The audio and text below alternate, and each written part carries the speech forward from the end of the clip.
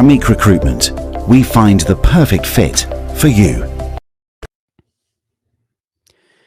Do you want to know how much a pharmacist earns in Ireland? Of course you do. That's why you clicked on this video, right?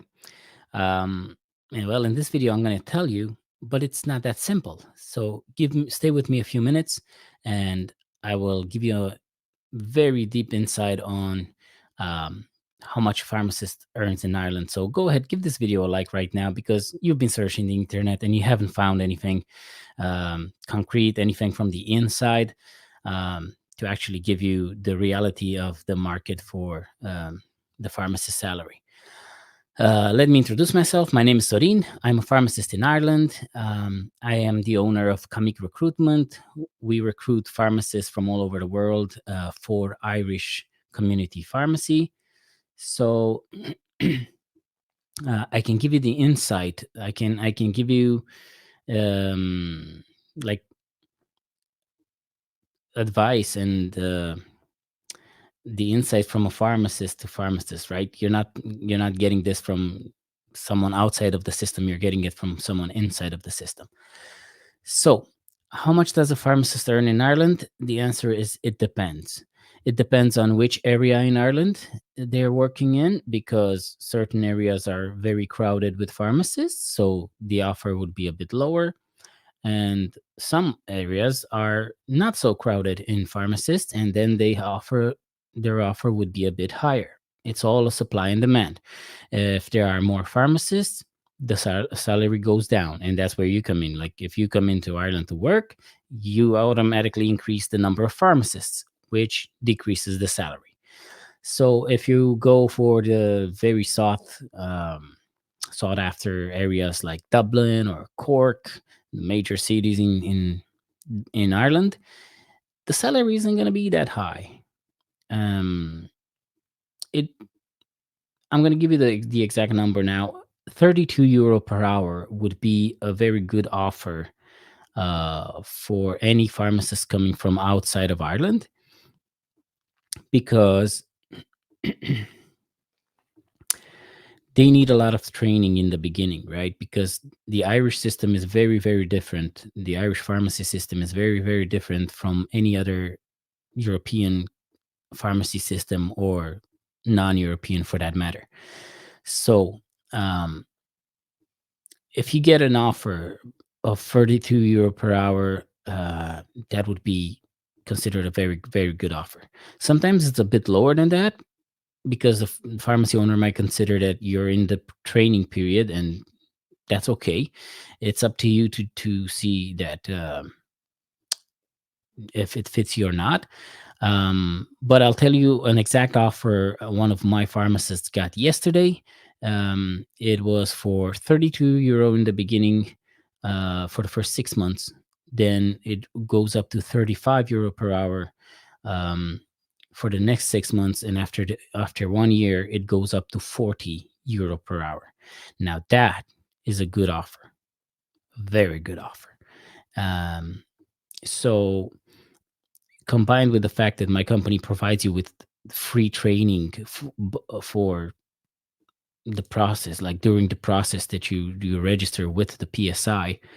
And please don't email me and ask me what the PSI is. You can find that out. Um,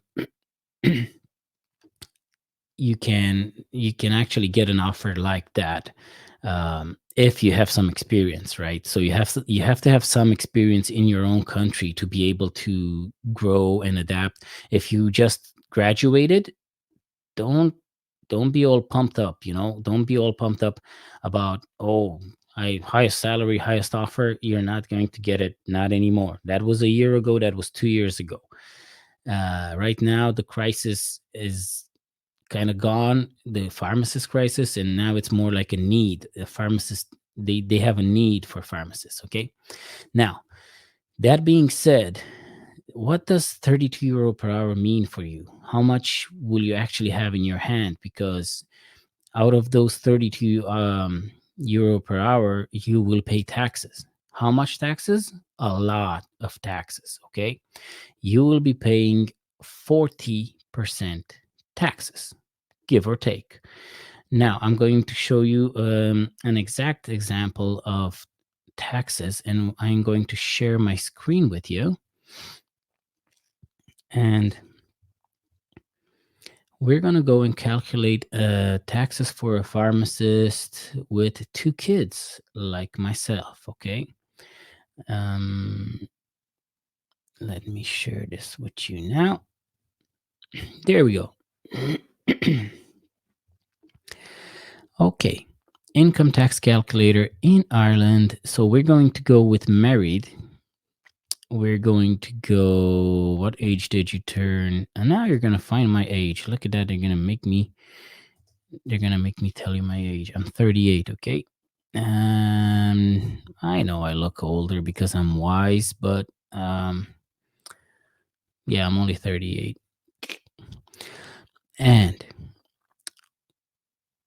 what is your PRSI category? So we're going to go with full rate. Do you have a gross annual employment income? Of course I do. That's why I came to Ireland, right? So, annual income, let me do a calculation real quickly on my phone. So if we're going to earn 32 euro per hour. So first, let's see how many hours. Like, we're going to work 9 hours a day, and we're going to times that, say, 23 days, and it works up to 207, right? Okay, let's be generous. Let's do only 20. No, you guys are going to work 23 days anyway, so it's 30 minus 8. Yeah, let's leave it at 23. So that's 207 hours per month. So you work 9 hours a day, but you get 1 hour paid lunch. So you actually work 8 hours a day, but you get paid for 9 hours a day. Okay, that's why we're calculating like this. So it ends up roughly around 207 hours, right? We're going to times 207 by 32, right, euro per hour, and it gives us 6,624 euros. Now that would be great if all that money would be yours, but you got to share it with Big Brother, right? You got to give your share to the government. But I tell everybody, don't look at how much you give, look at how much you have left, because even though in Ireland you pay a lot of taxes, you still have a lot left. Okay, so it's grand. So we're going to times the 6,624 by 12, and we're going to get 79,488. That will be our gross annual employment income. Now, do you make employee pension contributions? Well, you can choose to. I don't. So, no. Are you self-employed? You're not going to be in the beginning anyway. So, we're going to leave it as no. Does your spouse earn an income? Well, my wife doesn't. So, let's see without an income. Okay. Do you receive social welfare pension? No. Do you receive income from investments? Oh, I wish. Do you have rental income? No, I don't. I rent, I pay others. Annual public sector. What is this? Yeah, no, I'm not entitled to that. Are you entitled to tax relief for remote working expenses? No, pharmacists don't work remotely. Are you entitled for any tax credits? Yeah, rental credit because I rent. Okay. So will you. Do you have a company car? No. And these are probably all no, no, no, no, and no. Okay. Child benefits. Do you have a loan from your employer? No. And I'm going to click calculate my tax. Okay, 2023, 2024, gross income 79,488. There's all your taxes that you're gonna pay that I never understood fully. Total tax liability, personal tax credits, net tax due,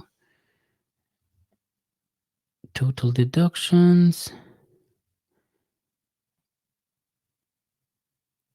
So there we go. Annual disposable income is what you can dispose of in the shopping center. Um, so from almost 80,000, it goes down to 59,000 roughly. So 58,957, which means that per month you will be earning 4,913 euro. So that would be 1,134 euro per week. All right. And annual dispensable income. Yeah, so this shows you a slight difference between 2023 and 2024 of 1,473 euros and stuff. Gives you the chance to recalculate. So, what does this mean? It means that this can vary. A single person might pay a lot more taxes.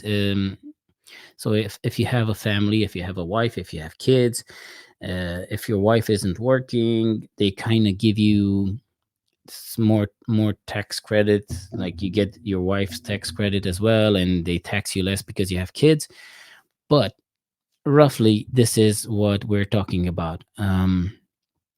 You can go in, you can Google salary calculator Ireland, and you can find this page and do your own calculations. I just wanted to give you an example because you might enter your details and it might be slightly different. It's not a huge difference. Say if you're single, if you don't have kids, you might pay a bit more, but not that much. Not, I wouldn't say it's very significant. But there you go. Calculating taxes in Ireland 2024, and it even shows you the difference with 2023. So that being said, you have to bring something to the table as well. Okay, now everybody, when they they start thinking, oh, I'm going to go to Ireland, I'm going to go to Ireland, they don't think about bringing something to the table. They all they do is ask. So back a year or two ago, when pharmacy owners were desperate for pharmacists, you could make a lot of demands and you could actually bring very little to the table, right? But now the situation has changed because a lot of low quality pharmacists have come in to the country. And by low quality, I mean they either don't have great English and they came in to work as technicians and promised they would pass their English exam, and a year and a half later they didn't. Or Ireland has, by low quality, I mean that Ireland has a very big emphasis on interactions. Okay. So I know a lot of other countries don't insist on interactions that much. Like, for example, I'm from Romania, right? In there, the pharmacist doesn't have a word against the doctor. I could find three major interactions that might kill the patient. And if I brought it up with the doctor said, if I wrote it, it means I meant it. Okay. So you wouldn't have all the say in interactions. But in Ireland, it's totally different, right? Pharmacists are equal to doctors, and pharmacists have a higher responsibility for the safety of the patient than the doctor. So if an interaction, a major interaction, reaches the patient and it harms him, it's the pharmacist's responsibility, not the doctor who actually wrote the prescription. So pharmacy owners are looking for pharmacists with very, very good clinical knowledge, especially interactions. So it happens every now and then that a pharmacist comes in and starts working, and the pharmacy owner is disappointed of that knowledge, and they can they can actually do the CPD, the continual professional development modules, and work on their weakness. Like if interactions is their weakness, um, they can work on it. Like in our Pharmacists for Ireland Facebook group, which you can find in the first comment of this video. Um, we like I post a lot of material that you can comment under that post, and I can send you the link to download it. Um, I see a lot of pharmacists asking for the methadone ones, but fewer pharmacists ask for the HSC material on interactions, and that should be the first one to you guys should ask for, because it will save you from a lot of trouble. Okay, it will make your adaptation easier, and it on the long term you will be safe working as a pharmacist, because you would be aware at least of the most common interactions. Okay, now the computer software detects detects the interaction and brings it up, but some computers are set to ignore those pop-ups. When they pop up, you have to instruct your crew there, your staff, to print every interaction that comes up. Okay, so you get to see it and have a judgment of it and see if it's a major interaction for real or not, if the doctor is aware of it, if the patient is aware of it, and stuff like that. So um, I just wanted to bring that up at the end of this video, because I didn't want to just talk about what pharmacists get. I wanted to talk about what pharmacists have to offer as well. So when you see the huge amounts and like, oh my God, thousands of euros, and I'm going to jump in, think about what you have to bring into the table. Okay. All right. Um, if you're a pharmacist from outside of Europe, we have a WhatsApp group for pharmacists going through the process. For you guys, it's a bit harder to do. What I want to mention is, do browse the Facebook group, do browse the YouTube channel. I have loads of videos in the live section of mostly in the live section of the channel. Don't just jump in and ask people questions and waste their time. Use your time to gather information, because it's already there. Okay, because we have tens and hundreds of new pharmacists coming in to our community, and everybody's just jumping in, and I want answers, and I want them now. I don't want to spend my time watching a video. I don't want to spend my time browsing to the Facebook group. I want answers and answers, and everybody coming in every single day asking for instant answers. That's not how it works. Okay. uh, you have to join the community and actually bring something to the community, not just demand from the community. For European pharmacists, your process is way easier. Um, Reach out to me. You have my email, and I'll leave it in the description of the video as well. You have it on the screen. Um, your process is way easier. We provide you with all the free training you need.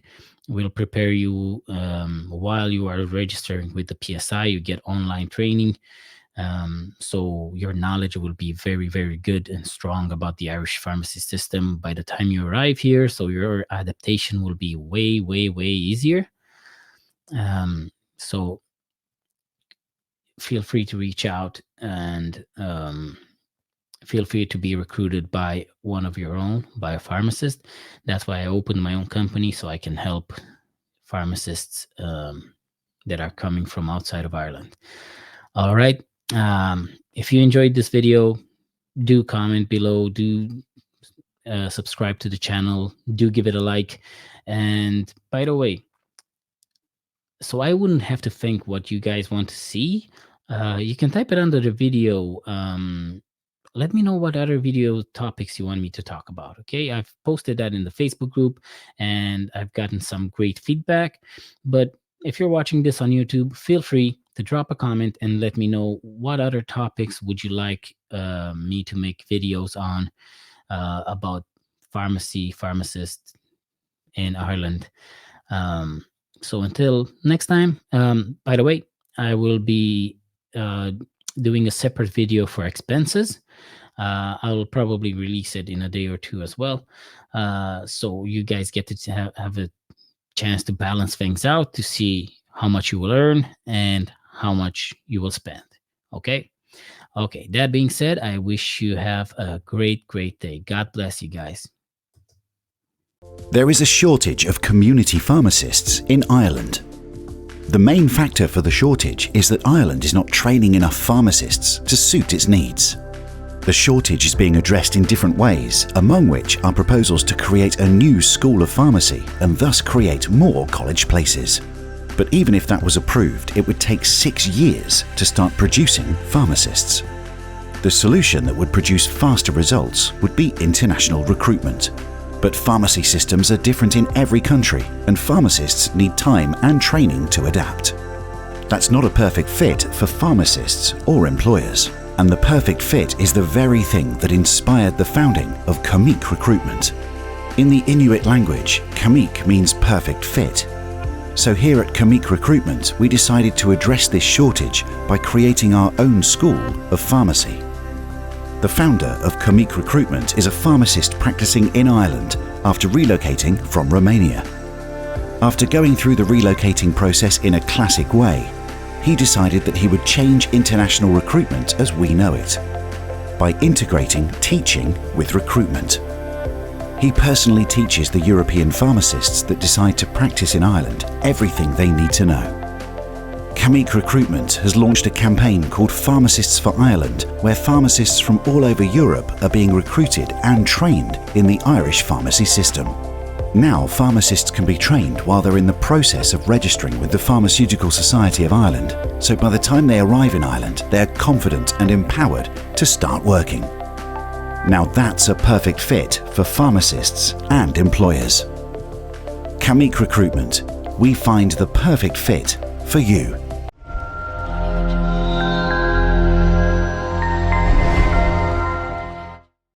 Kamik Recruitment, we find the perfect fit for you.